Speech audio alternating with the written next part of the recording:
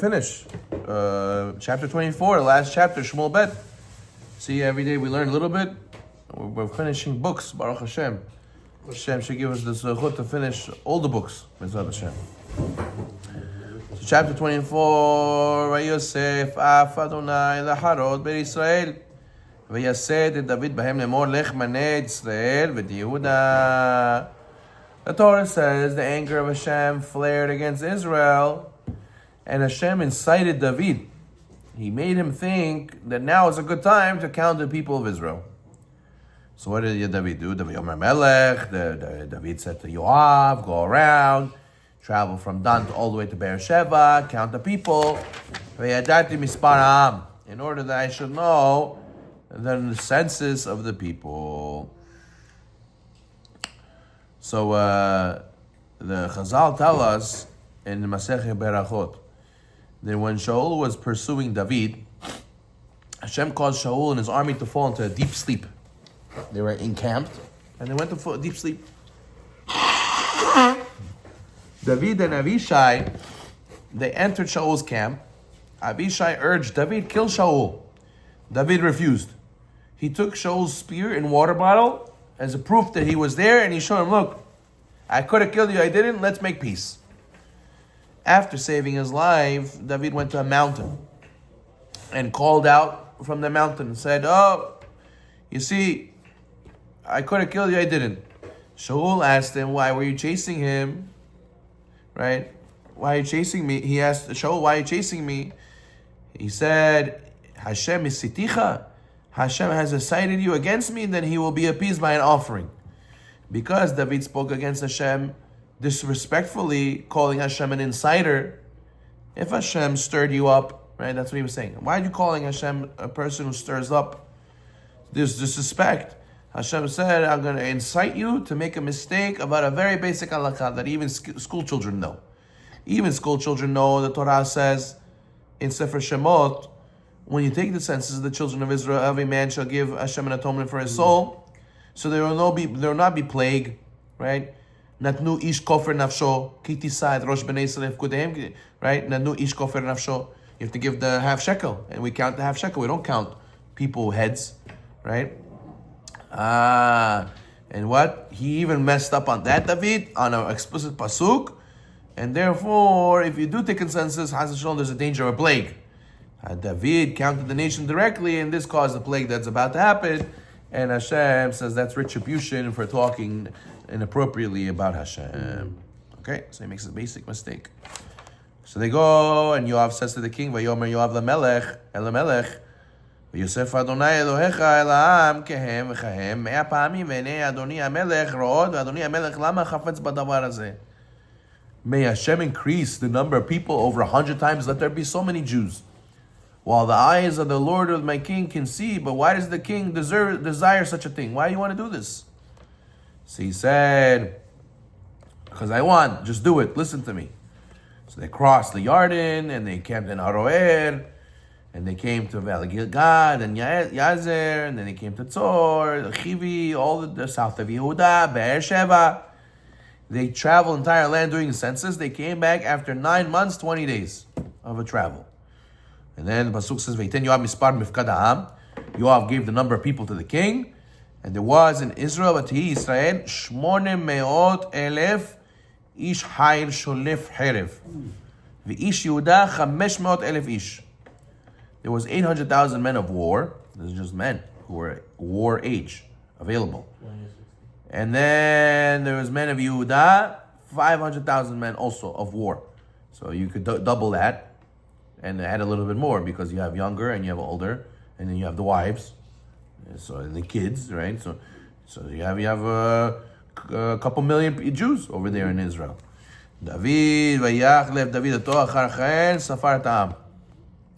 David's heart smote him after having counted the people, and David said to Hashem, I have sinned greatly in what I have done. Now Hashem, please remove the sin of your servant, for I have acted very foolishly.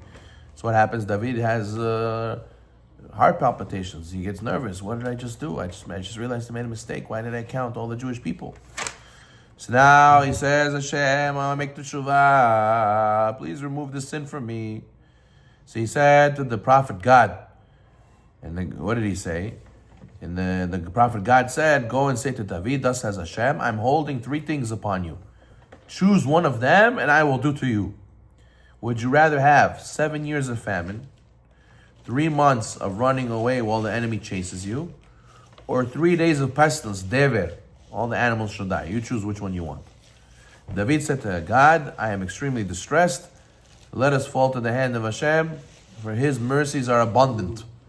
He says, Nipelna biyadamona kirabi rahamav. There you go, that's from David. No, slihot. Ubayad adam ale pola. He says, no, I'd rather fall in the hands of Hashem, let Hashem punish me, than to fall in the hands of enemies. Hands of enemies, who knows if they'll have mercy. Hashem, I know he'll have mercy for sure. So what did he do? He went and he did. Hashem put a plague in Am Yisrael. And people started dying. People died from Dan to Beersheba, 70,000 men. Okay, well, this is very interesting. Okay, so the Gemara tells us, actually, the commentaries bring over here, that the Yoma, Masechet Yoma says that it resulted in 70,000 people dying. This did not result in King David being punished personally. David also made a mistake for arranging for Uriah to die in the battlefield. Right? Because he didn't do Sanhedrin. He should have done Sanhedrin to him. He should have done trial. Rather, what did he do? He's a rebellious person, and put him on the front lines, let him die. He wasn't supposed to do that. So then what? So David was not punished for these 2 mistakes. So while David was spared from harsh punishment for 2 mistakes, King Shaul was punished with loss of the monarchy for just 1 mistake, for failing to King Agag, right? So the Gemara says, this shows that anyone who has Hashem's support can be confident that no misfortune will befall him. So look how long for this Hashem punished him for the talking bad about Hashem, but for other mistakes he didn't get punished right away. Shaul right away got punished. David, Hashem had mercy on him. Why? Because you see how close he was to Hashem. Hashem had more mercy on him. Okay, fine. So what happens? The angel stretched out his hand against Yerushalayim to destroy it. The pasuk says, Hashem relented of the evil. He said to the angel that was destroying, now stay your hand. Stop. Hold off from killing more people. And what did he do? David said to Hashem that when he saw the angel was striking down the people, he says, I have sinned, I have transgressed, but these sheep, these people, Am Yisrael, what did they do? Let your hand come against me and my family, my father's family, David says. So then God, the prophet, came to David on that day. He says, go and make an altar to Hashem. And David went up to God, as he had said, and they were in a place called the threshing floor of Aravna the Yevusi. So this guy named Aravna, he went up, he saw the king, they came to him, he bowed on the floor, oh, Amelech, thank you for coming, what zechut do we have us to come here? He says, listen, I need to buy this place from you. He says, why? He says, I need to make an altar for Hashem over here so the pestilence, dever, will not come to my people. Aravna said, listen, take it, let the king do whatever he wants. There's cattle, there's tools, whatever, firewood, whatever you need, may Hashem, accept what you're doing. I'm here to help.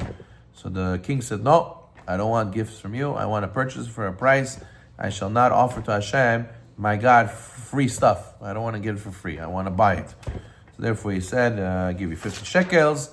And it says, the last pasuk in the whole book, Vayiven Sham David Mizbeach L'Adonai, Vayal Olot Shlamim, Vaye'ater.